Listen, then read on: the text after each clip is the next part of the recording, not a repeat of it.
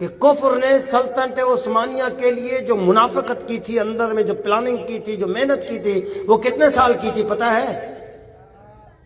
1836 میں۔ توجہ ہے؟ ہاں میرے پاس کتاب موجود ہے، آپ پڑھ سکتے ہیں، اختراعات العصریہ بما اخبر بہ سید البریہ۔ اس میں نبی علیہ السلام کی حدیثوں کو جمع کیا کہ جو پیشن گوئی فرمائی ہے آپ نے اس نئے نظام کی، اس نئی چیزوں کی، ریل، ٹرین، ساری چیزیں جدید، سب کی خبریں مصطفیٰ کریم نے پہلے دے دی ہے۔ اس میں ایک حدیث پاک ہے کہ پڑھنے والے بہت ہوں گے، ان میں عالم کوئی نہیں ہوگا۔ پڑھنے والے ان میں عالم کوئی نہیں ہوگا۔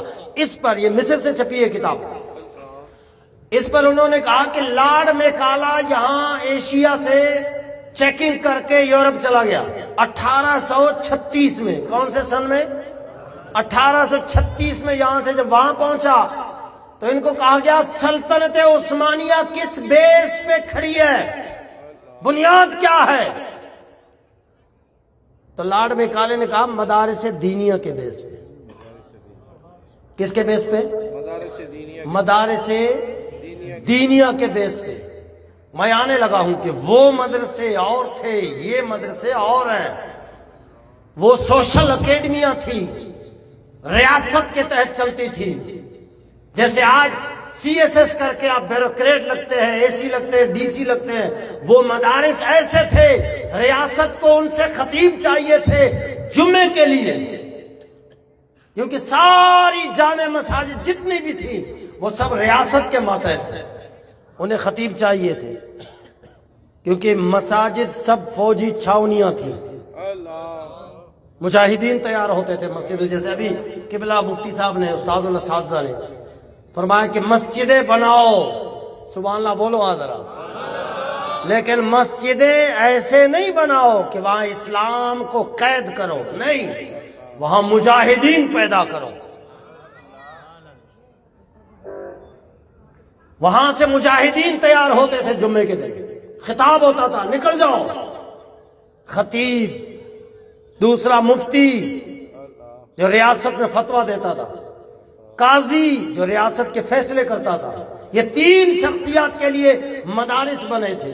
تو لارڈ میکالے نے کہا مدارس کے بیس پہ یہ سلطنت چل رہی ہے، تو انہوں نے کہا کہ پھر مدرسے ختم کر دیں۔ تو لارڈ میکالے نے کہا مدرسے ختم کرو گے تو لڑائی ہوگی، جنگ ہوگی، جنگ تو 500 سال سے کر رہے ہو، اس لیے ان کو رہنے دو، لیکن ان کی حیثیت ختم کرو۔ حیثیت کیا رکھو؟